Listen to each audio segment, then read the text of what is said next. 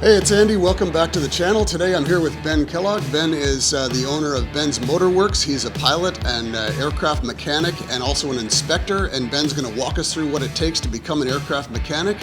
And that's all coming up. Stay tuned.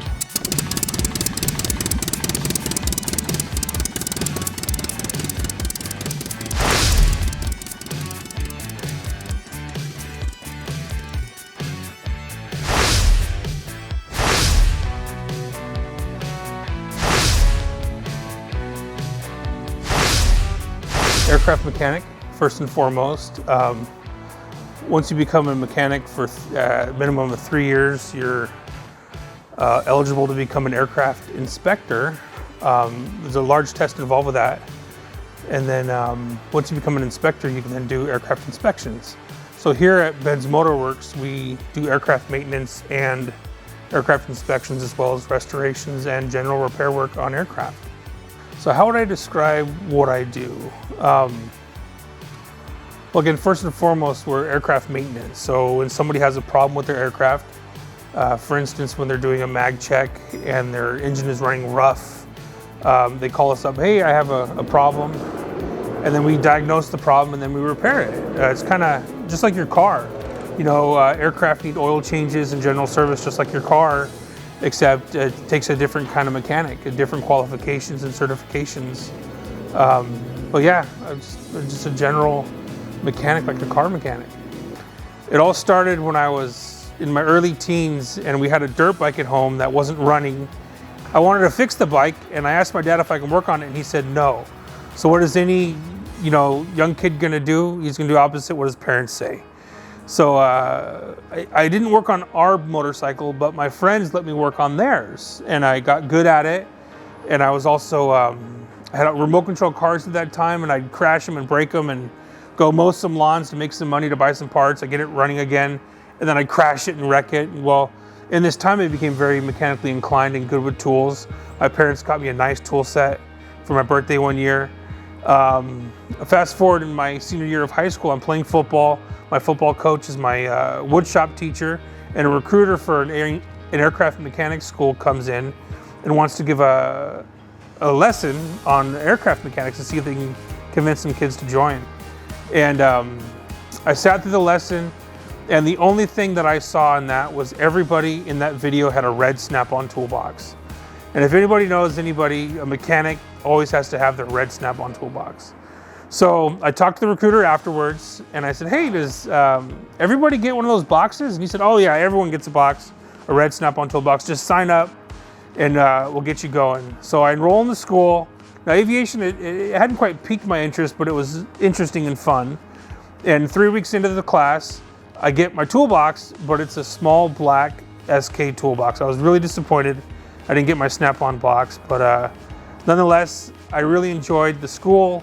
It really clicked with me, and I finished the 2 years of training, and 20 years later, here I am.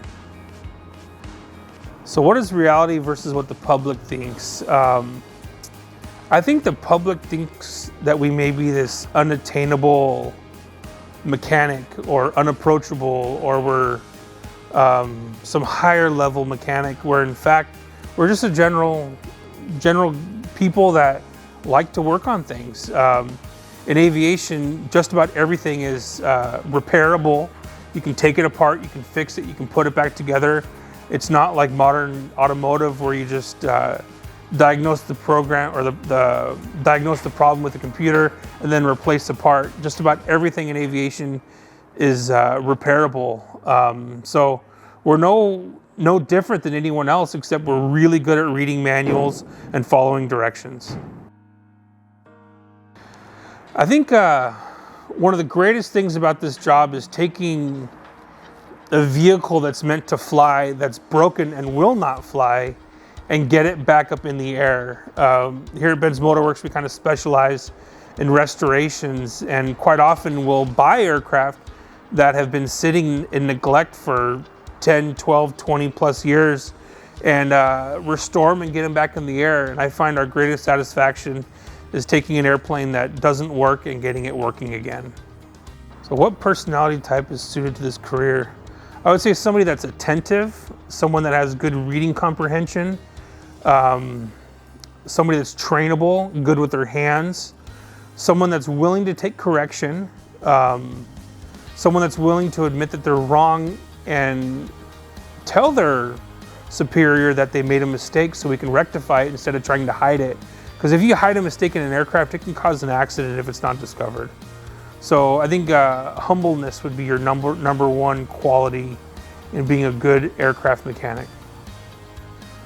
The kind of person that I think wouldn't really be suited for an aircraft mechanic would be a prideful person, someone that doesn't like to admit that they make a mistake, someone that will hide their mistake, or someone that's just not willing to take correction or advice from others. That's the biggest problem I find with people that want this position. So whether you're an introvert or an extrovert, I think this career could be for you. As long as you're willing to work together with somebody, you can work together with somebody as small as one person or a whole group. It really doesn't matter. Your work will shine, and I think that'll bring you up as well. So what kind of training do you need to become an aircraft mechanic? Well, according to the FAA regulations, you need a high school diploma equivalent, and you have to attend A&P school, which consists of 1,800 hours of training, or you have to have 2 years of on-the-job training by a certified mechanic who's willing to sign off on you and be exposed to all the different aspects that are required by the FAA regulations. But you're not necessarily required to be a certified aircraft mechanic to be an aircraft mechanic, as long as you're working under an aircraft mechanic. And quite often there's shops like ours that offer internship programs where you can either volunteer or work at a lower rate and learn how to be an aircraft mechanic. You track your time signed off, and if you play it well, after a couple of years, you could theoretically have the requirements met to save yourself a lot of money of not going to vocational school and get your A&P ticket. A day in the life of my schedule.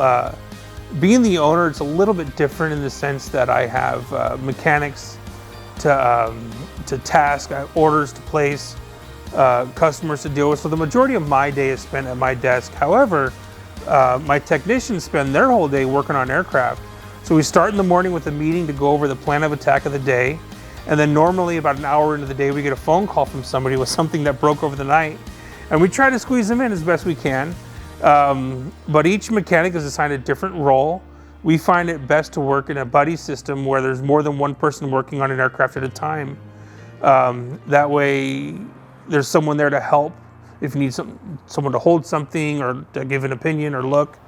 We find it best to have two mechanics on each aircraft if the job allows for it. But it could be different each day. You know, some days we're doing an inspection. A day like today, we're reassembling an aircraft that hasn't flown in probably 30 or 40 years. It's from 1955. The next hangar over, we have guys reassembling an aircraft after an annual inspection and doing all the repairs that were found during the inspection. This afternoon, we're going to be doing an oil change for the sheriff's department. It all just kind of varies daily, but it's aircraft maintenance. When working on aircraft, it's really important to be aware of your surroundings. You know, you want to treat the aircraft better than your own property. You know, you're not going to set tools on top of the wing. You're not going to, leave scuff marks. Wipe up, clean your fingerprints. It's inevitable. You're going to get the plane dirty. You wipe it up, clean up afterwards. You don't want to leave tools in the aircraft. You don't want to leave parts behind. We have a check-in, check-out system here where we write down the equipment that's going in the airplane and we check off as it's coming off. We have a parts list that we keep track of the parts in and out. You want to always have your manuals handy so you can reference not only the maintenance manual but the parts catalog. So as you're working on the aircraft, that you have all the information that you need. You want to work in a clean environment. You don't want to be slipping on oil or water. Be mindful of your head. We work on a lot of high-wing Cessna aircraft, and it's kind of funny, but there's a saying called a Cessna forehead or a diamond forehead. And the back of the wing on the Cessna, the skin is in the shape of a diamond. So if you run into it, you'll get a diamond pattern on your forehead and everyone will know that you didn't duck. You want to be mindful working around a propeller. At any time, if somebody touches the wrong component, that engine could turn over, and if you're in the way, the prop doesn't care who you are, it'll turn you into two. You got to make sure the keys are out of the plane, out of the ignition switch, because if you turn the prop manually, it could start. And even if the keys are out and you turn the prop manually, it could start.